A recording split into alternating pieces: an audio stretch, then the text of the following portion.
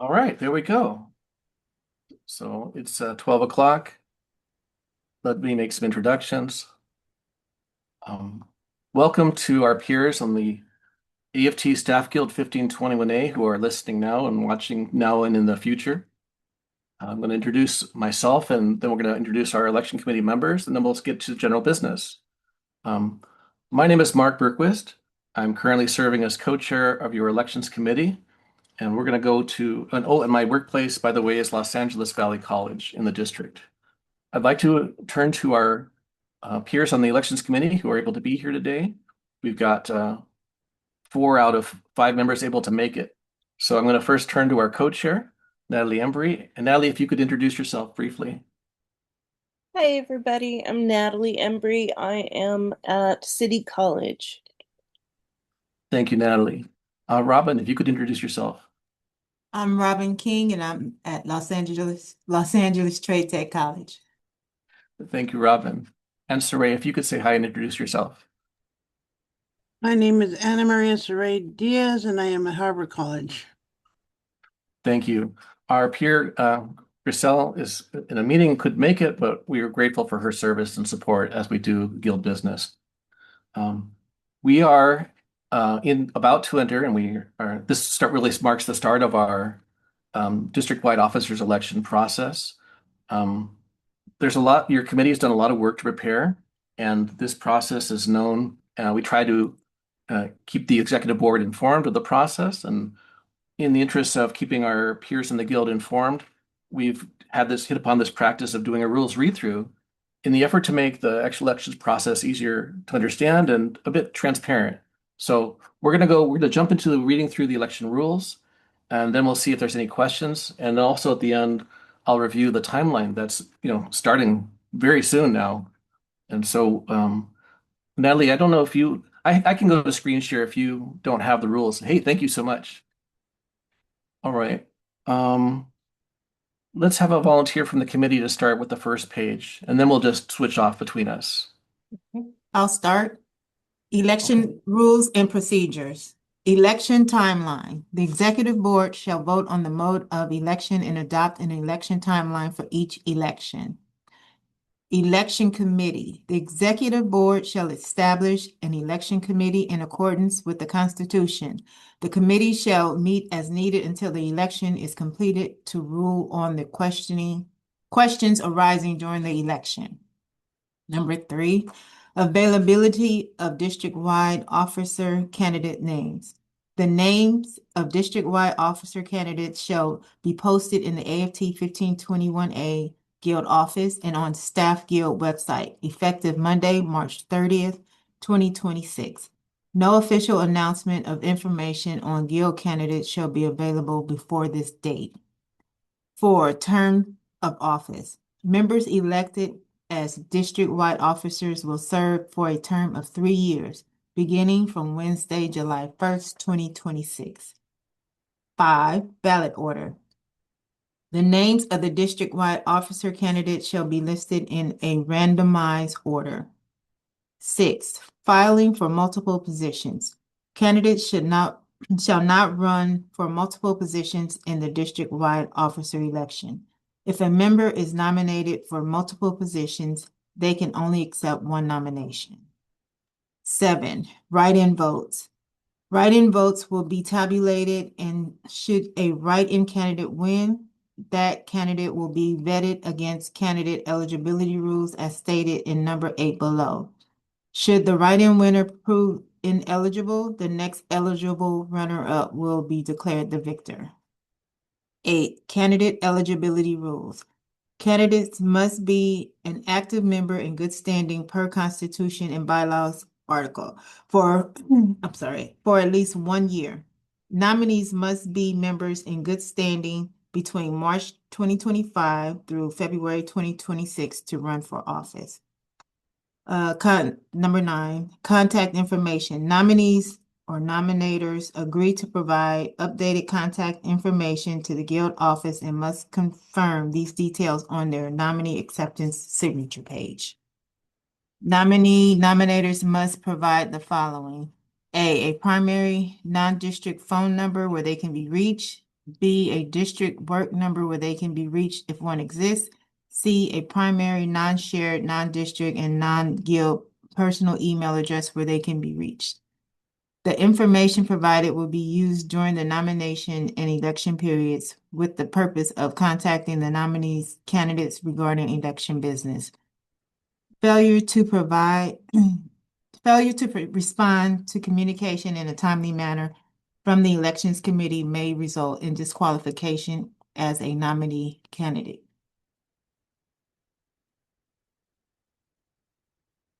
Oh, okay. 10, nominations. Nominations must be made by an active member in good standing with a membership card signed on file by 11:59 p.m. on Friday, January 30th, 2026. Nominations must be received beginning Monday, March 16, 2026, and nominations close by 11:59 p.m. on Friday, March 20th, 2026, in writing by email to Glenn Heinrich at GHEI Heinrich at AFT1521A.org by courier or U.S. mail. Nominees will be notified of their eligibility by email no later than Thursday, March 26, 2026. Nominees have until Monday, March 30th, 2026 at 11:59 p.m. to accept decline nomination in writing to the Staff Guild office by email to Glenn Heinrich, courier or U.S. mail. If no written response is received by the deadline, it will be treated as a decline of the nomination. Nominees accepting their nomination will also sign and return the election rules. Voter eligibility. Any member in good standing is eligible to vote. For non-members, Friday, January 30th, 2026 is the deadline to file a Staff Guild membership application and be eligible to vote in the 2025 district-wide officer special election. Retiree members are excluded from participation in the district-wide officers special election per Guild Constitution. 12, candidates. On Monday, March 30th, 2026, candidate names will be posted on Staff Guild website and sent via email to all members where the Staff Guild has non-LACCD emails on file. Candidates will receive a copy of these rules to review and sign when accepting their nomination for district-wide officer. Nominees have until 11:59 p.m. Monday, March 30th, 2026 to accept their nomination and sign and return the election rules in order to remain eligible. A candidate who has accepted their nomination may withdraw their candidacy at any time before 12 p.m. April 23rd, 2026 by submitting their withdrawal in writing to the Staff Guild office by email to Glenn Heinrich, courier or U.S. mail. Thank you, Robin. Let's ask another of our peers on the committee to take over and start with number 13, balloting. I can go. Okay, 13, balloting. The election will be conducted by secret electronic emailed ballot using the election vendor Simply Voting. Ballots will be sent via district work email addresses for each eligible voter on file with the Staff Guild and counted May 7th, 2026. 14, observers. The candidate is entitled to observe the review of ballots or to have an observer at the review of the ballots, which will occur on Zoom. The candidate or their alternate observer must be identified in advance by the candidate via email in writing to Glenn no later than Thursday, April 23rd, 2026 by noon. 15, runoff election or tiebreaker. In the event of a tie for the election, a runoff will be held immediately in the following week. The runoff will be announced via email and posted on the Guild website. The ballots will be available no less than 3 days after the runoff announcement. In the event of a tied outcome in the runoff election, a random name pick will be utilized to break the tie. 16, parameters to determine election winners. The district-wide officer candidates with the most votes shall be declared the winners if the runoff election results in the second results in a second tie between those candidates, the election committee members will randomly draw the tie winner. 17, posting of results. The uncertified election results will be posted on May 7th, 2026 on the Staff Guild website and sent via personal email and district email to members. The election committee will submit the uncertified election results at the next executive board meeting for a vote to certify immediately following the May 7th, 2026 ballot count, unless a challenge to the election is submitted. 18, challenges. Article 6 of the Constitution and Bylaws provides that any member may challenge the election by filing a protest in writing, notarized, and delivered to the Staff Guild office and addressed to the election committee within 10 calendar days of the publishing of the uncertified results. The Elections Committee shall review each timely received challenge in accordance with the Constitution and bylaws and election rules. 19, questions or problems. Candidates and members with questions about the nomination or election procedures should contact a member of the Election Committee via email to Glenn. Any violation of these rules should be reported promptly to the Election Committee so that appropriate action can be taken if necessary. I'll just finish up the section. 20, Elections Committee for the 2026 Special District-Wide Officers Election. Robin King, Grisel Garcia, Ana Maria Saray Olivares Diaz, Natalie Embry, co-chair, Mark Burkwest, co-chair. And typically we have an executive director, non-voting member, and advisor to the elections committee. Right now, that duty is shared between our CFT reps. We have both Martha and Lacey Barnes serving in that position. Thank you, Natalie. Saray, would you like to start the next section? Sure. Section 2, candidate rights and restrictions. Number 1, impartiality. The use of Staff Guild resources or the resources of any other union or employer by any candidate, Staff Guild member, or any other person for the purpose of campaigning for or against any candidate for office in this election is prohibited.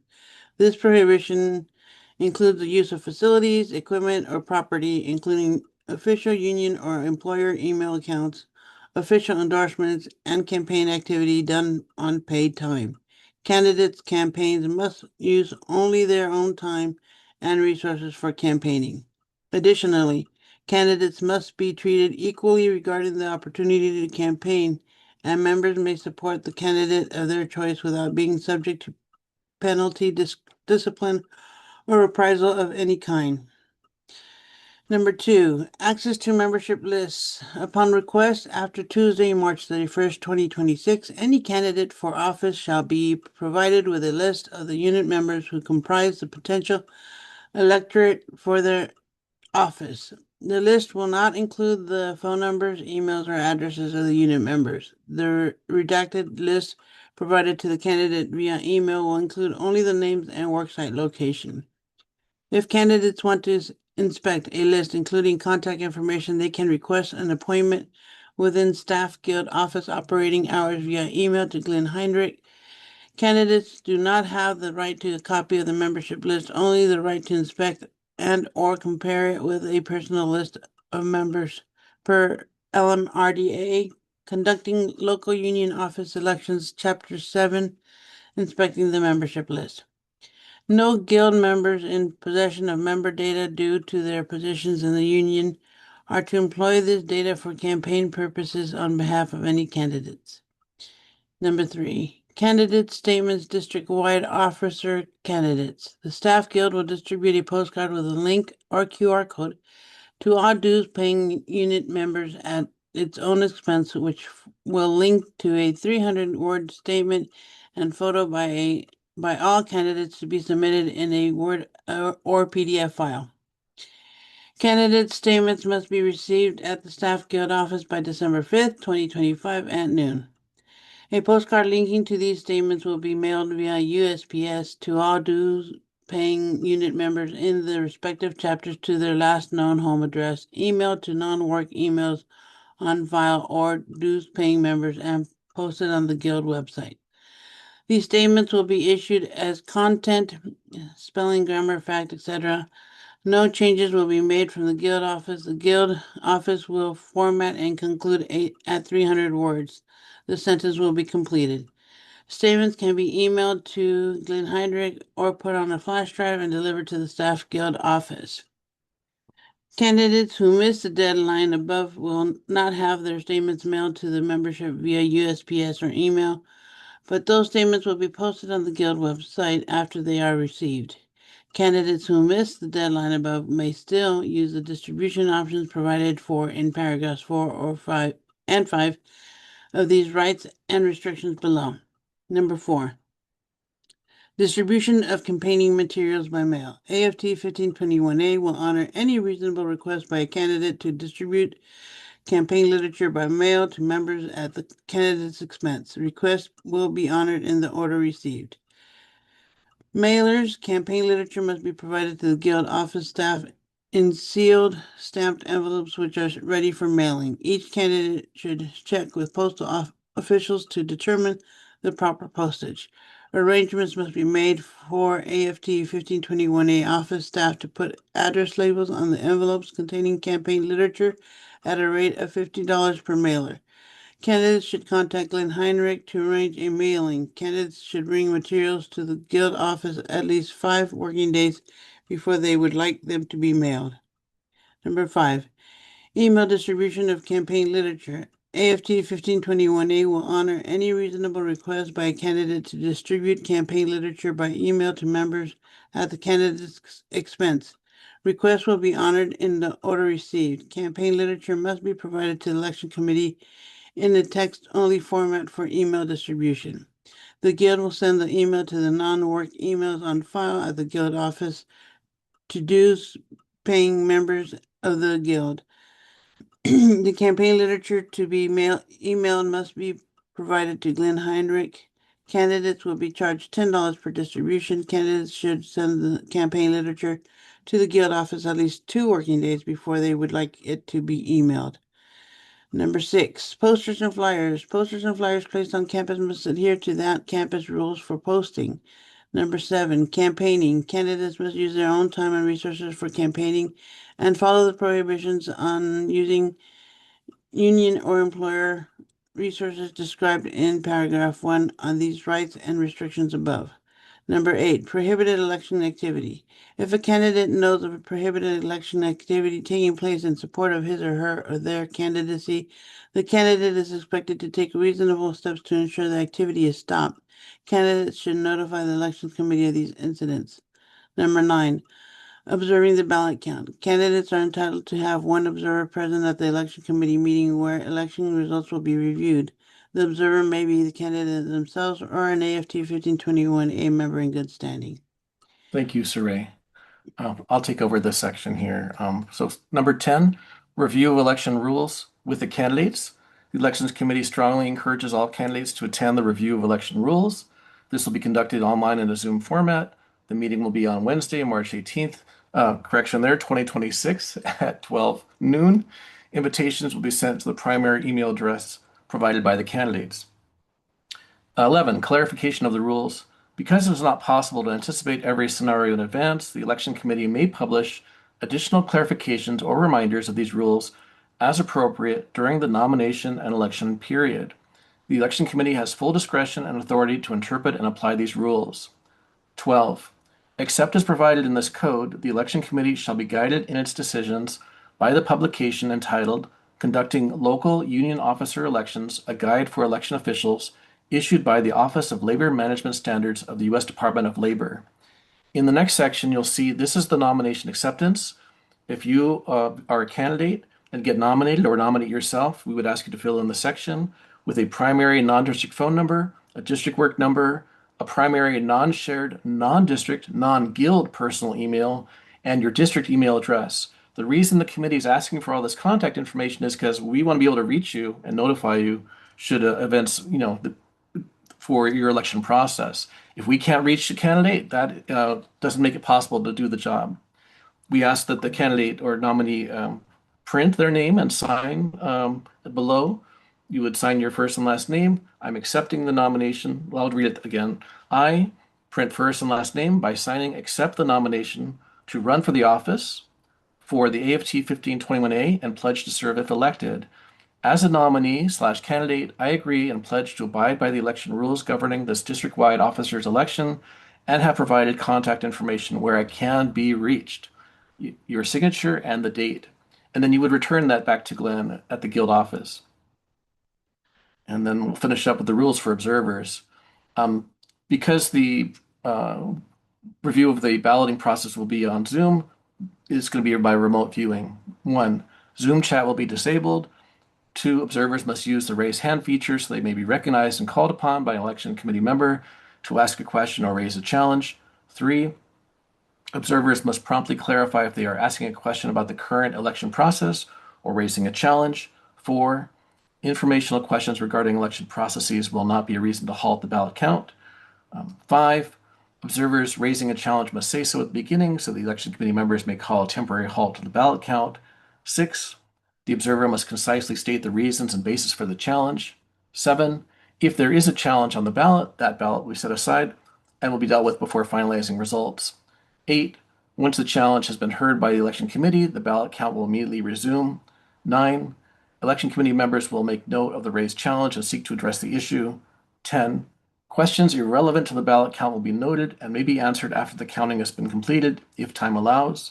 Candidates will appreciate that the priority of the election committee is to focus on and enable the ballot count to be completed. 11, if anyone other than a candidate or an assigned observer appears in the Zoom meeting, they will be removed to a Zoom waiting room. 12, observers or candidates who attempt to disrupt proceedings may be summarily ejected from participation at the discretion of the elections committee. And I think that's all of our notes. And I'm going to make a few corrections. So you may have noticed there was a note regard to special elections. So we're actually in a regular district-wide officer election process. So that was overlooked, but we'll fix that. And then a date correction for number 3 about submitting statements. That deadline was April 3rd, 2026, a Friday. So we will correct that as well. I want to thank our peers in the committee, but also want to see if there's any questions from our peers who are present with us online. You can raise your hand or if you have a question about the election rules or the process.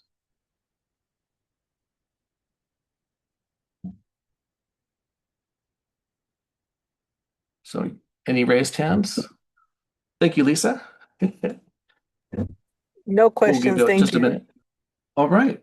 Well, so except for those minor corrections, which we will, post, we'll make on the to the district-wide officer election rules, and we'll repost that corrected record with the correct date. Oh, let's review the timeline a little bit if there's no questions. So looking now at the timeline has been published, and the rules are on the Guild website as well. And our district-wide officers election notice of nominations went out to all of our peers in the Guild.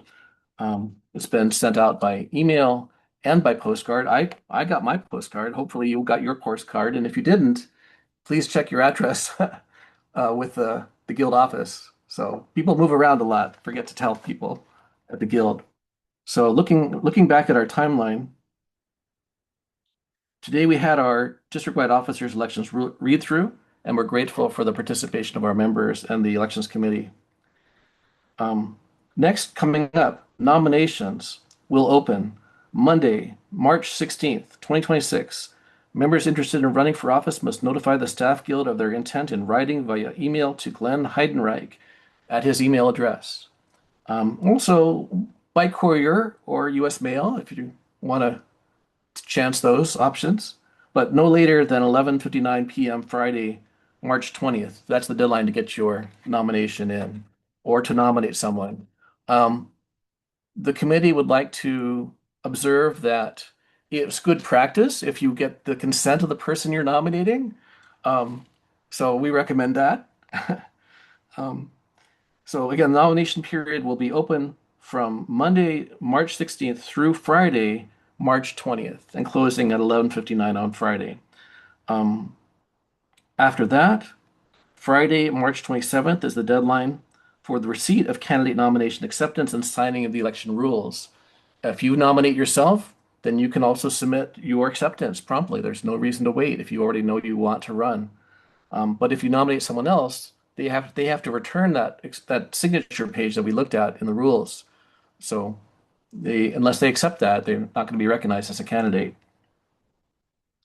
On Monday, March 30th, the period begins for candidates to inspect the union membership list. That's a requirement from the LMRDA. The committee's compromise on guild members' privacy is that if you're a candidate, once you are recognized as a candidate, you can request what we call the redacted list, which does not have contact information. You can start creating your own list, but you have to ask members for their personal information. We've tried to strike a balance between the desire for members' privacy and the need for candidates to figure out who's my electorate. But candidates have to do their own footwork to create that list.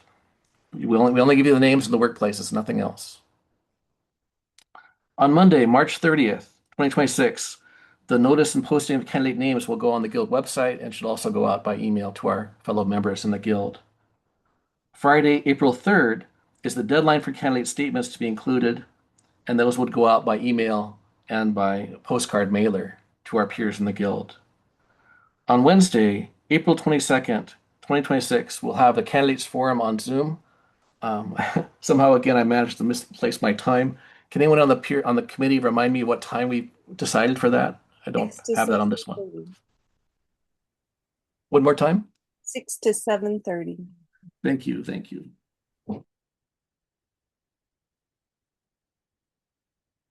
So that'll be held a live event on Zoom on April 22nd from 6 p.m. to 7:30 p.m. if we need all that time.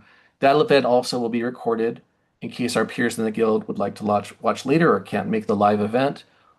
The committee feels it's a good practice to get our peers in the Guild who want to serve out in front of our members, and we'll try to get some topical questions of concern. There's a lot to be concerned about these days. I'll leave it at that. Moving on for the timeline. Friday, May 1st, 2026, election ballots will be emailed.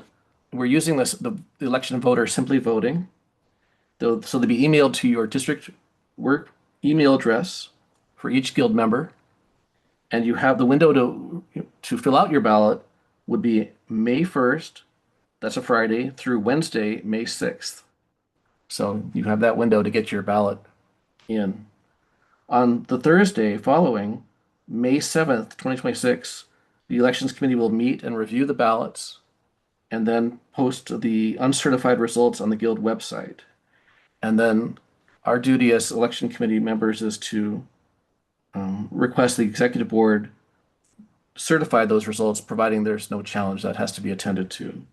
That's our timeline, and we are in our district-wide officers election process.